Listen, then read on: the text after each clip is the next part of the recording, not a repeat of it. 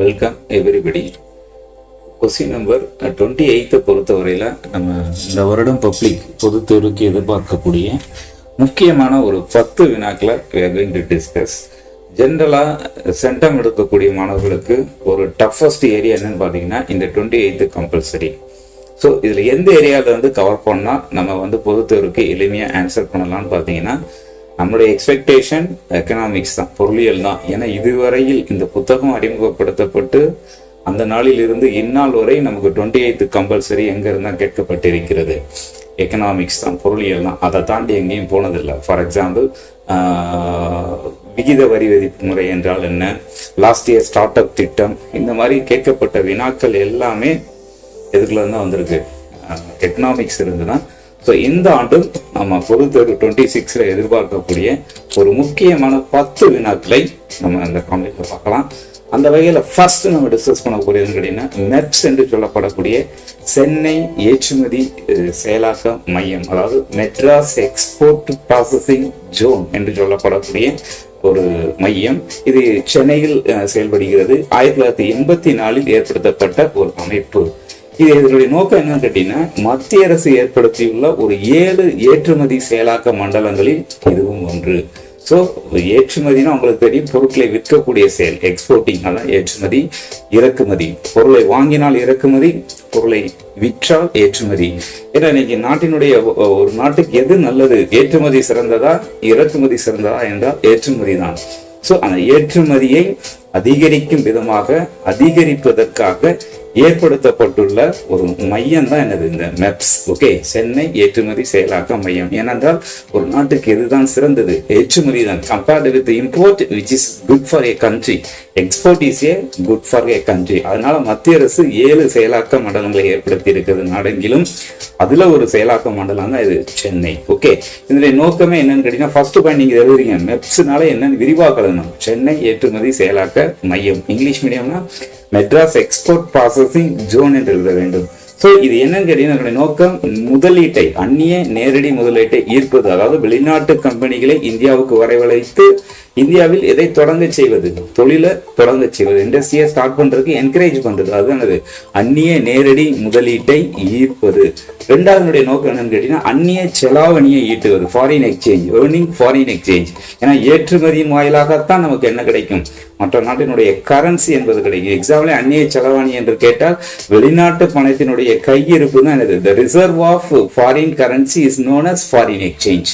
அதாவது வெளிநாட்டு பணம் எந்த அளவுக்கு நம்ம நாட்டில் இருக்கிறது என்பதுதான் என்னது, அந்நிய செலாவணியை ஈட்டுவது. ஸோ இதனுடைய நோக்கம் நாட்டுக்கு எதை சேர்ப்பது, அந்நிய செலாவணியை ஈட்டுவது. மூன்றாவது பாத்தீங்கன்னா அதிக வேலை வாய்ப்புகளை ஏற்படுத்துவது. இதனுடைய நோக்கம், இந்த சென்னை ஏற்றுமதி செயலாக்கிய மையத்தினுடைய நோக்கம் அதிக வேலை வாய்ப்பை எடுத்துவது. ரெண்டாவது நம்ம பார்க்கக்கூடிய ஒரு முக்கியமான வினை ஸ்டார்ட் அப் திட்டம். கடந்த ஆண்டு கேட்கப்பட்ட வினா. ஸோ 2016ஆம் ஆண்டு மத்திய அரசால் கொண்டு வரப்பட்ட ஒரு முக்கியமான திட்டம் இது, இந்த ஸ்டார்ட் அப் திட்டம். ஸ்டார்ட் அப்னு ஒன்று இருக்கு, ஸ்டாண்ட் அப் ஒன்று இருக்கு. ஸோ ஸ்டார்ட் அப் திட்டம் சென்ட்ரல் கவர்மெண்ட் கொண்டு வந்த ஒரு முக்கியமான திட்டம். 2016 சென்ட்ரல் கவர்மெண்ட் இன்ட்ரோடியூஸ் பண்ணாங்க. இதனுடைய நோக்கம் என்னன்னு கேட்டீங்கன்னா ரொம்ப எளிமையா வளங்களை பயன்படுத்தி எதை ஏற்படுத்துவது, தொழிற்சாலைகளை ஏற்படுத்தி. ஏன்னா வளங்கள் எல்லாம் எதை கொண்டு வர முடியாது, தொழிற்சாலைகளை ஏற்படுத்த முடியாது இல்லையா.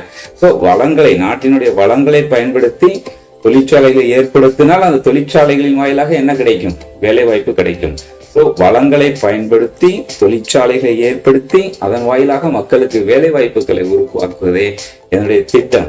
இந்த ஸ்டார்ட் அப் இந்தியா திட்டத்தினுடைய முக்கியமான நோக்கம் வளம், வேலை வாய்ப்பு. ஈஸியாக ஞாபகம் வச்சுக்கலாம், வளங்கள், தொழிற்சாலை, வேலை வாய்ப்பு. இது 3 கொடுக்கறது தான் இதனுடைய நோக்கம், ஸ்டார்ட் அப் இந்தியா திட்டத்தினுடைய நோக்கம். ஓகே, அடுத்து மூணாவது நம்ம பார்க்கக்கூடிய ஒரு முக்கியமான வினா என்னன்னு கேட்டீங்கன்னா டான்சீட் க்ரோத் எதிர்பார்க்கலாம். தமிழ்நாடு மாநில சிறுதொழில் வளர்ச்சி கழகம், Tamil Nadu small industries development corporation என்று சொல்கிறார்கள். தமிழ்நாடு மாநில சிறுதொழில் வளர்ச்சி கழகம். ஓகே, இதனுடைய நோக்கம் என்னன்னு கேட்டீங்கன்னா 1970 தமிழக அரசால் ஆரம்பிக்கப்பட்ட ஒரு கழகம். ஓகே, 1970 ஆரம்பிக்கப்பட்ட ஒரு கழகம். ஸோ இதனுடைய நோக்கம் என்னன்னு பார்த்தீங்கன்னா புதிதாக தொடங்கப்படும் தொழிற்சாலைகளுக்கு மானியம் மற்றும் தொழில்நுட்ப உதவிகளை வழங்குவது. ஸோ மானியம்னா என்னன்னு கேட்டீங்கன்னா ஒரு பொருளை பர்ச்சேஸ் பண்றோம், ஒரு பொருளை வாங்குறோம்னா சலுகை விலையில் அந்த பொருளை தொழிற்சாலைகளுக்கு அளிப்பது. ஃபார் எக்ஸாம்பிள் ரேஷன் ஷாப்ல வாங்கக்கூடிய பொருட்களுக்கு விலை கம்மி, அது உண்மையிலேயே வெளி மார்க்கெட்ல விலை கம்மியா கிடைக்காது. ஒரு கிலோ ஜீனி 20 ரூபாய் என்றால் ரேஷன் கடையில அது 20 ரூபாய், வெளி மார்க்கெட்ல அது 40 ரூபாய். அந்த 20 ரூபாய் பேலன்ஸ் யாரு கொடுக்குறா? அரசாங்கம் கொடுக்குறாங்க. அதான் மானியம். அந்த 20 ரூபாய் அரசாங்கத்தால் கொடுக்கப்படக்கூடிய அந்த அமௌண்ட் தான் அது மானியம் என்று சொல்கிறோம். அது மாதிரி புதிதாக தொடங்கப்படும் தொழிற்சாலைகளுக்கு மானியம் அளித்து, அதே நேரத்தில் என்ன டெக்னாலஜிக்கல் அசிஸ்டன்ஸ் என்று சொல்லப்படக்கூடிய தொழில்நுட்ப உதவிகளையும் வழங்கக்கூடிய ஒரு கழகம் தான் என்னது? டான்சிட்கோ. ஓகே, அடுத்து பார்க்கக்கூடியது டிட்கோ. டிட்கோனா Tamil Nadu industrial development corporation. Okay, ரெண்டையும் கன்ஃபியூஷன் வேணாம். டான்சிட்கோ, டிட்கோ ரெண்டையும் கன்ஃபியூஷன் பண்ணிடாதீங்க. தமிழ்நாடு இண்டஸ்ட்ரியல் டெவலப்மெண்ட் கார்பரேஷன், அதாவது தமிழ்நாடு தொழில்துறை மேம்பாட்டு கழகம். ஓகே, இதனுடைய நோக்கம் என்னன்னு கேட்டீங்கன்னா, தமிழகத்தில் தொழிற்சாலைகளை ஏற்படுத்தி அதை மேம்படுத்தி தொழில் தோட்டங்களை உருவாக்கக்கூடிய ஒரு அரசு நிறுவனம். நிறைய தொழிற்சாலை ஏற்படுத்தணும். சோ நிறைய தொழிற்சாலை ஒரு இடத்தில் அமைந்தால்தான் அது என்னவாக மாறும்? தோட்டமாக மாறும். உதாரணத்துக்கு தோட்டம்னா ஒண்ணும் இல்ல, நிறைய பூஞ்செடிகளை வச்சுட்டோம்னா அதுக்கு பேர் தான் என்னது? தோட்டம். இங்க பூஞ்செடிகளை எதோட ஒப்பிட்டு பேசலாம்? தொழிற்சாலைகளோடு. சோ நிறைய செடிகளை வச்சா அது என்னவாக மாறுகிறது? தோட்டமாக மாறுகிறது. அதுபோல் நிறைய தொழிற்சாலைகளை ஓரிடத்தில் ஏற்படுத்தினால் அது என்னவாக மாறும்? தொழிற்சாலை தோட்டமாக மாறும். அவ்வாறு தொழிற்தோட்டங்களை உருவாக்குவதற்காக தமிழக அரசால் ஏற்படுத்தப்பட்டுள்ள ஒரு கழகம் தான் என்னது? இந்த டிட்கோ என்று சொல்லப்படக்கூடிய தமிழ்நாடு தொழில்துறை மேம்பாட்டு கழகம். தொழிற்சாலையை ஏற்படுத்தி இதை உருவாக்குவது, தொழில் தோட்டங்களாக அதை மாற்றுவது அதனுடைய நோக்கம், இந்த டிட்கோவினுடைய நோக்கம். ஓகே, அடுத்து நம்ம பார்க்கக்கூடிய ஒரு முக்கியமான வினா TANSI, Tamil Nadu small industries corporation limited. So TANSIDCO, TIDCO, TANSI எல்லாம் ஒரே மாதிரி இருக்கும். நீங்க நல்ல கிளாரிட்டியோட படிச்சுக்கோங்க, கன்ஃபியூஷன் இல்லாம. ஓகே, டான்சினா என்னன்னு கேட்டீங்கன்னா, தமிழ்நாடு சிறு தொழில் கழகம் 1965 ஏற்படுத்தப்பட்ட, தமிழக அரசால் ஏற்படுத்தப்பட்ட ஒரு சிறு தொழில் கழகம்.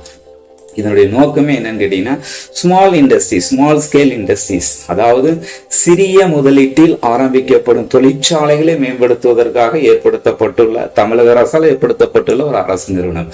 தொழிற்சாலைகளை நம்ம 3 பிரிக்கலாம். Okay, small scale, medium scale, large scale. இது எதன் அடிப்படையில் பிரிக்கப்படும் என்றால், அந்த தொழில் ஆரம்பிப்பதற்கு, அதாவது அந்த தொழிலை ஆரம்பிப்பதற்கு நாம் இன்வெஸ்ட் பண்ணக்கூடிய அந்த பணத்தின் அடிப்படையில், மூலதனத்தின் அடிப்படையில், முதலீட்டின் அடிப்படையில் அதை பிரிக்கலாம்.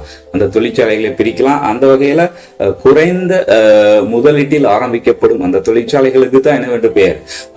Small scale industries. அத்தகைய தொழிற்சாலைகளை மேம்படுத்துவதற்காக ஏற்படுத்தப்பட்டுள்ள ஒரு அரசு நிறுவனம் தான் அது தமிழ்நாடு சிறு தொழில் கழகம். எப்ப ஏற்படுத்தப்பட்டது? 1965. ஓகே, அடுத்து பார்க்கக்கூடிய ஒரு முக்கியமான வினா TIIC, அதாவது Tamil Nadu industrial investment corporation. Confusion பண்ணிடுவானா? TIIC, Tamil Nadu industrial investment corporation. Okay, இதனுடைய நோக்கம் என்னன்னு பாத்தீங்கன்னா, ஃபர்ஸ்ட் இதனுடைய நோக்கம் தமிழ்நாடு தொழில் முதலீட்டு கழகம். ஓகே, இதனுடைய தமிழாக்கம் ஓகே, இந்த தமிழ்நாடு முதலீட்டு கழகத்தினுடைய முக்கியமான நோக்கம் என்னன்னு கேட்டீங்கன்னா, புதிய தொழிற்பிரிவுகளை தொடங்குவதற்கும் இருக்கிற தொழிற்பிரிவுகளை விரிவுபடுத்துவதற்கும் நிதி உதவி செய்யக்கூடிய ஒரு அமைப்பு. ஸோ புதுசா ஒரு தொழிற்சாலை ஆரம்பிக்கிறதுக்கும் லோன் கொடுக்கு, கடன் சாங்ஷன் பண்றாங்க. ஏற்கனவே நீ ஆரம்பிச்சிருக்கக்கூடிய இண்டஸ்ட்ரியை ஃபர்தரா எக்ஸ்பேண்ட் பண்ணணும், விரிவாக்கணும், அதை பெரிய லெவல்ல பண்ணணும். அந்த தொழிற்சாலைகளை விரிவுபடுத்த வேண்டும் என்றால் அதற்கு என்ன தேவை? பெரிய அளவிலான பணம் தேவை. அப்ப நம்ம என்ன செய்ய முடியும்? இந்த தமிழ்நாடு தொழில் முதலீட்டு கழகத்தை அணுகினால் அந்த அமைப்பு நம்ம என்ன உதவி செய்யும்? கடன் உதவி, அதாவது நிதி உதவி செய்யும். ஸோ அதற்காக ஏற்படுத்தப்பட்டுள்ள ஒரு அமைப்பு தான் என்னது? தமிழ்நாடு தொழில் முதலீட்டு கழகம். இருக்கிற தொழிலை, புதிய தொழிலை தொடங்குவதற்கும் இருக்கின்ற தொழிலை விரிவுபடுத்துவதற்கும் நிதி உதவி செய்யக்கூடிய ஒரு அமைப்பு. ஓகே, அடுத்து பார்க்கக்கூடிய ஒரு முக்கியமான 7வது கேள்வி, ஆவின் என்றால் என்ன? ஆவினால நீங்க ஈஸியா பால் பாக்கெட் நான் வச்சுக்கலாம்.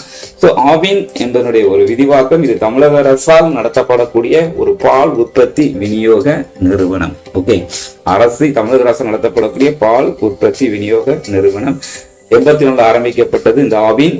இதனுடைய நோக்கம் பால் பொருட்களை தயாரித்து உற்பத்தி செய்து மக்களுக்கு குறைந்த விலையில் தரமான பால்.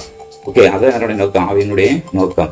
பால் பொருட்களை உற்பத்தி செய்யறாங்க, குறைந்த விலையில் தரமான பாலை யாருக்கு கொடுப்பது? மக்களுக்கு கொடுப்பது. அடுத்து பார்க்கக்கூடிய ஒரு 8வது முக்கியமான கேள்வி, குறைந்தபட்ச ஆதரவு விலை, மினிமம் சப்போர்ட் பிரைஸ் என்றால் என்ன அப்படிங்கறதான் கேள்வி. இதனுடைய டெபினிஷன், விவசாயிகளின் நலனை கருத்தில் கொண்டு விவசாயிகள் உற்பத்தி செய்யும் பயிர்களுக்கு நிபுணர் குழுவால் நிர்ணயிக்கப்படும் விலைதான் குறைந்தபட்ச ஆதரவு விலை. ஓகே, அதாவது பொருட்களை உற்பத்தி செய்யக்கூடிய விவசாயிகளுக்கு என்ன ஏற்படக்கூடாது, நஷ்டம் ஏற்படக்கூடாது. ஏன்னா விவசாய பொருட்களுக்கு வெளி மார்க்கெட்ல என்ன கிடைப்பதில்லை, போதுமான விலை கிடைப்பதில்லை. அப்போ அந்த விவசாயிகள் உற்பத்தி செய்த பயிர்களை உற்பத்தி செய்த விவசாயிகளுக்கு என்ன ஏற்படக்கூடாது, நஷ்டம் ஏற்படக்கூடாது என்பதற்காக அரசாங்கமே கொள்முதல் நிலையங்களை திறந்து அந்த விவசாயிகளுடைய பொருட்களை ஒரு குறிப்பிட்ட விலையில் வாங்கிக் கொள்ளும். அந்த விலைக்கு தான் என்ன விலை, குறைந்தபட்ச ஆதரவு விலை. யார் பாதிக்கப்படக்கூடாது, விவசாயிகள் பாதிக்கப்படக்கூடாது. விவசாயிகள் விரும்பினால் தங்களுடைய பொருட்களை குறைந்தபட்ச ஆதரவு விலையில் அரசாங்கத்திடம் நெல் கொள்முதல்னா நெல் கொள்முதல் நிலையங்களில் விற்றுவிடலாம். இல்லை என்றால் அதை விட அதிக லாபம் வெளி மார்க்கெட்டில் கிடைக்கும் என்றால் அங்கேயும் யாரும் விற்றுக்கொள்ளலாம், தங்களுடைய பொருட்களை விவசாயிகள் விற்றுக்கொள்ளலாம். விவசாயிகளை பாதுகாப்பதற்காக அரசு கொடுக்கும் ஒரு விலை தான் என்ன விலை, குறைந்தபட்ச ஆதரவு விலை. ஓகே, புரிஞ்சிருக்குன்னு நினைக்கிறேன். அடுத்து முக்கியமான 9, மொத்த தேசிய மகிழ்ச்சியினுடைய 4 தூண்கள் யாவை அப்படிங்கிறதான் கேள்வி. நிலையான வளர்ச்சி, அதாவது நம்ம மட்டும் இருக்கிற வளங்களை பயன்படுத்தி எல்லா சொபிஸ்டிகேட்டட் வாழ்க்கையை நடத்திட்டு போயிடக்கூடாது. எதிர்கால சந்ததியினருக்கும் இதை விட்டு செல்ல வேண்டும், அந்த வளத்தை விட்டு செல்ல வேண்டும் என்பதுதான் அது நிலையான வளர்ச்சி. அடுத்து முக்கியமானது பாயிண்ட், சுற்றுச்சூழல் பாதுகாப்பு. வளர்ச்சி என்ற ஒரு நோக்கத்திற்காக நாம் எதை முழுமையாக அழித்து விடக்கூடாது, சுற்றுச்சூழலை அழித்து விடக்கூடாது. ஏன்னா தொழிற்சாலைகளை தொடங்க எதை பாதிக்கும், சுற்றுச்சூழலை பாதிக்கும், அதை பாதுகாக்க வேண்டும். 3வது கலாச்சார பாதுகாப்பு. ஒவ்வொரு நாடும் என்ன உண்டு, குறிப்பிட்ட பண்பாடு கலாச்சாரம் என்பது உண்டு, அதை பாதுகாக்க வேண்டும், இது இருக்கணும்.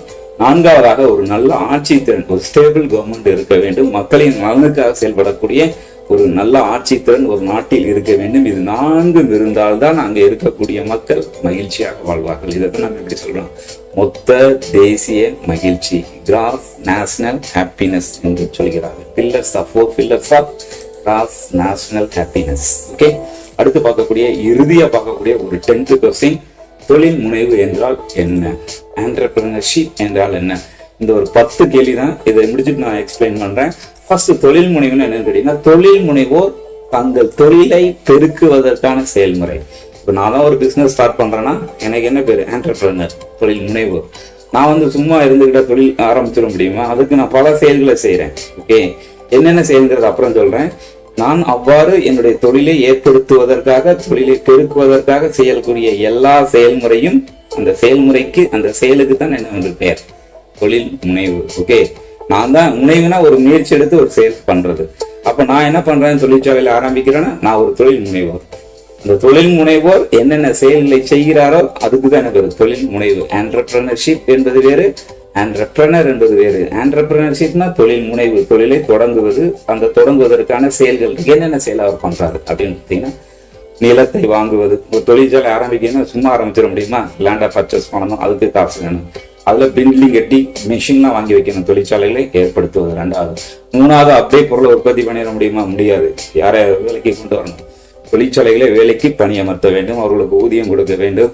அதுக்கப்புறம் பொருள் உற்பத்தியாகும், பொருட்களை உற்பத்தி செய்ய வேண்டும், உற்பத்தியான பொருளை எங்க போய் விற்க வேண்டும், சந்தையில் விற்க வேண்டும். இது எல்லாம் செயல்முறை. யார் பண்றா, தொழில் முனைவோர். அப்ப தொழில் முனைவோர் செய்யக்கூடிய இந்த செயல்கள். ஓகே, தொழிலை பெருக்குவதற்கு என்னென்ன செயலை பண்றாரு, நிலத்தை வாங்குறாரு, தொழிற்சாலை ஏற்படுத்துகிறார், தொழிலாளை வேலைக்கு அமர்த்துகிறார், பொருட்களை உற்பத்தி செய்கிறார், உற்பத்தி செய்த பொருளை சந்தையில் விற்கிறார். இதெல்லாம் அவர் செய்யக்கூடிய செயல்முறை. இந்த செயலுக்கு தான் என்ன பெயர், தொழில் முனைவு. தொழில் முனைவோர் என்றால் ஒண்ணு இல்லைங்க, இந்த தொழிலை ஆரம்பித்து தொழிலை பெருக்குவதற்கு இந்த செயல்கள் எல்லாம் செய்யக்கூடியவருக்கு என்ன பேரு, தொழில் முனைவோர். அவர் செய்யக்கூடிய செயல்களுக்கு தொழில் முனைவு. ஓகே, அந்த செயலை செய்பவருக்கு என்ன பெயர், தொழில் முனைவோர். ஸோ ஒரு 10 கொஸ்டின்ஸ் நான் சொல்லியிருக்கிறேன். இந்த 10 கொஸ்டின்ஸையும் ஃபோக்கஸ் பண்ணுங்க. மேக்ஸிமம் எதிர்பார்க்கறது 26ல 28 questions are always restricted to economics. ரொம்ப பயந்து போய் ஜியாகிரபி, ஹிஸ்டரிலாம் நீங்க தேடி தேடி அலைய வேணாம். எதிர்பார்க்குறோம் ஒரு 10 கொஸ்டின்ஸ். என்னுடைய எக்ஸ்பெக்டேஷன்ல இந்த 10 கொஸ்டின்ஸை நீங்க தரவா ப்ரிப்பரேஷன் பண்ணா கொஞ்சம் கன்ஃபியூஷிங்கா இருக்கும். திரும்ப இதே இந்த 10 கொஸ்டின்ஸும் நான் PDF கன்வெர்ட் பண்ணி டிஸ்கிரிப்ஷன்ல டிரைவ் லிங்க்ல கொடுக்குறேன். நீங்க ஈஸியா என்ன செஞ்சுக்கலாம், PDF கூட ஓபன் பண்ணி நீங்க when you are free நீங்க you can read. ஸோ அந்த எதிர்பார்க்க 10 கொஸ்டின்ஸ் நல்லா தரவு பண்ணிக்கோங்க. தேங்க்யூ. திஸ் இஸ் ஜெயச்சந்திரன், அரசு மேல்நிலைப்பள்ளி, தாஞ்சூர், புதுக்கோட்டை மாவட்டம். தேங்க்யூ ஃபார் வாட்சிங்.